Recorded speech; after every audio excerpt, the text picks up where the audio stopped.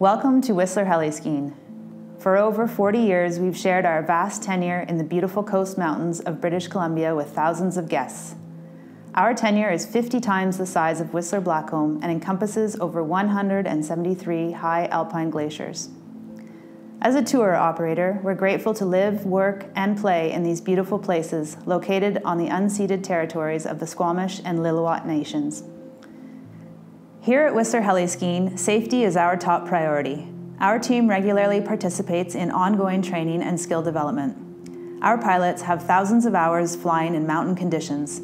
As well, our guides are trained to the highest industry standards and certified through the Canadian Ski Guide Association, Association of Canadian Mountain Guides, and the Canadian Avalanche Association. Achieving full certification can take between 6 to 8 years, and most of our guides have guided for more than 20 years. Throughout your time with us, we'll be skiing and riding in an uncontrolled, natural environment. Your guide will lead the way, explaining hazards, choosing appropriate terrain, answering your questions, and caring for you on your heli-skiing adventure.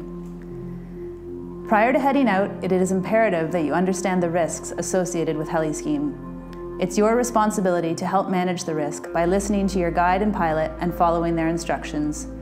For these reasons, drugs and alcohol consumption will not be tolerated, and using headphones, earbuds, or a selfie stick are not permitted. In this video, we'll outline what to expect throughout your day, as well as guidelines to follow and training regarding transceiver use, avalanche rescue, helicopter safety, and guiding procedures. We will also review and practice these procedures on the day of your tour. We're excited to welcome you for your heli-skiing experience. Your day will start with an 8:30 a.m. check-in at our store. After checking in, make your way to the powder hut, where you will pick up your powder-specific rental equipment, collect your transceiver and a backpack containing a shovel and probe before heading to the heliport with your guides. Our guide team meets every morning to make a risk assessment and choose terrain appropriate to the hazards. However, we can never reduce the risk 100%. Therefore, it's important that you learn how to use a transceiver and what to do in case of an avalanche so that we can work together as a team in the mountains. This is a transceiver. A transceiver has two functions: to transmit a signal and to search for a signal. Transceivers are set to transmit mode at all times so the wearer can be found by a searching transceiver if missing.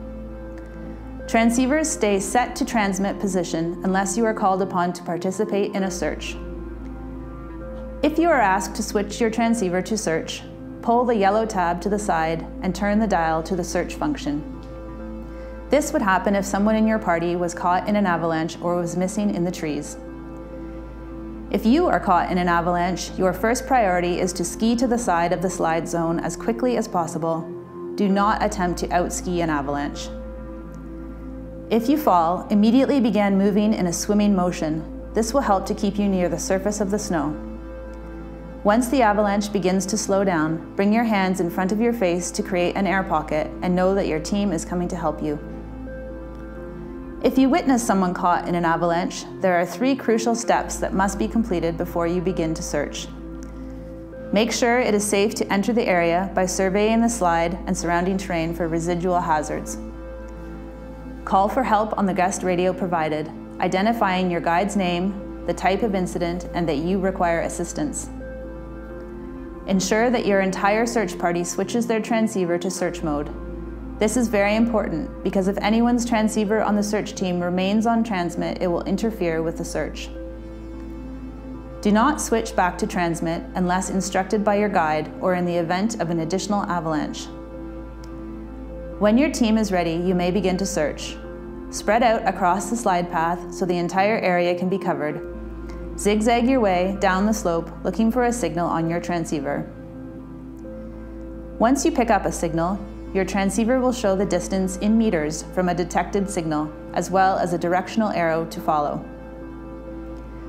Rotate the transceiver so that the arrow in the center of the screen is lit up and follow it, making sure the numbers are decreasing. Communicate your distance numbers to other members of your search party so the team knows where to focus their searching efforts. Once within 3 to 5 meters, slow down and perform a fine search to identify the lowest number. Move the transceiver in all 4 directions through the lowest number, stopping where it gets bigger to create yourself a target. Once identified, mark the lowest number and place your probe in the snow to identify the subject. Leave the probe in the snow. At this point, organize your group into a conveyor belt formation and begin shoveling below the probe. You will have ample time set aside to learn about this procedure and practice in a mock scenario during your safety briefing. Helicopters are our access to these beautiful mountains. They are incredible machines, flown by highly skilled pilots and provide access to unparalleled adventure. Communication can be challenging when the machine is running. Watch your guide for hand signals, don't rush, and remember the mantra, stay low, move slow. To start, let's review what to do when loading a helicopter. The helicopter's skids can sink in the deep snow, which brings the blades closer to the ground. Always approach the helicopter with your guide, in their tracks, from level ground. When carrying your skis or board, always drag the tails on the ground, never lifting them on your shoulder as you would in resort. Never approach from behind, even if the machine is shut down. All your equipment, including your skis, boards, poles, and backpacks, will be loaded into the basket by your guide. Cautiously make your way around the helicopter, staying within an arm's length. Be mindful of the pitot tubes as they are extremely hot and can burn you. Take your time when loading and remember to fasten your seatbelt immediately. Once landed, there are a few things to keep in mind when exiting the aircraft. The terrain on landings is varied and can present hazards you may not be able to identify. There may be a steep drop-off, cliff, cornice, or rising ground. Do not remove your seatbelt until the door is opened by your guide after a landing. Make sure all your gear is on, as wind generated by the helicopter can potentially blow it away. Your guide will place their backpack in the safest place to huddle. Head for this spot when exiting, and remember, stay low, move slow. Once the pilot has safely taken off and cleared the landing site, you will collect your skis or board. It's time to ride. After your run, follow your guide to the helicopter landing. Do not ski past your guide, as the helicopter may be coming in to land. If the helicopter is not there, you will leave all of your equipment with your guide and move to the other side of the landing pad. You will huddle in your group with all your gear on and your head up, watching the helicopter. Remember, it is your responsibility to keep an eye out and adjust your position if the helicopter needs more room. Once the pilot is happy with the landing, they will give you a thumbs up to signal that you may enter the helicopter and go for another lap. In the event of an emergency landing, it's important that you know how to exit the aircraft safely. Always try the main doors first. If they are not functioning, use the emergency exit windows. They will pop out with limited pressure applied to the corners. There are multiple exit options depending on where you are sitting in the helicopter. From the love seat, push the flap down to crawl into the main cabin. From the main cabin, use the emergency exit windows. If the machine is on its side, utilize the seat rungs or ladder on ceiling. If you need to access the cockpit from the main cabin, pull the handle located on the headrest to remove it. If the doors in the cockpit are not functioning, pull the red T-handle, releasing the door. When exiting the aircraft during an emergency, always be mindful of spinning blades. Stay low, move slow.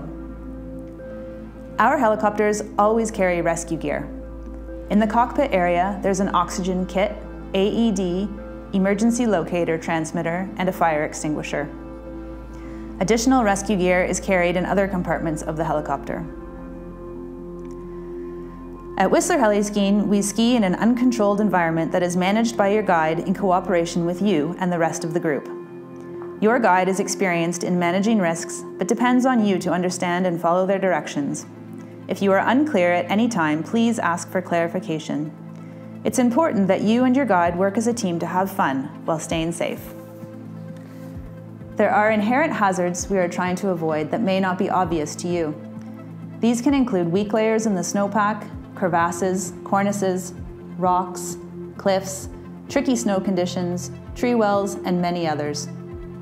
The guide will provide instructions on where to ski in relation to their track. These instructions may vary from run to run depending on the terrain you will encounter. It is important that you always stay within a pole length of the tracks to ensure that you are riding in the terrain that the guide is managing, as conditions can change quickly with a change in terrain. Always ski or ride a minimum of 15 meters behind the guest in front of you to avoid a collision. Sometimes your guide may instruct you to leave more space. Arrive at the regroup under control and always stop above your guide. They may be stopping above a hazard you cannot see. Following these simple rules will make everyone's day more enjoyable and safe. Thank you for choosing Whistler Heli-Skiing. We look forward to sharing this adventure with you.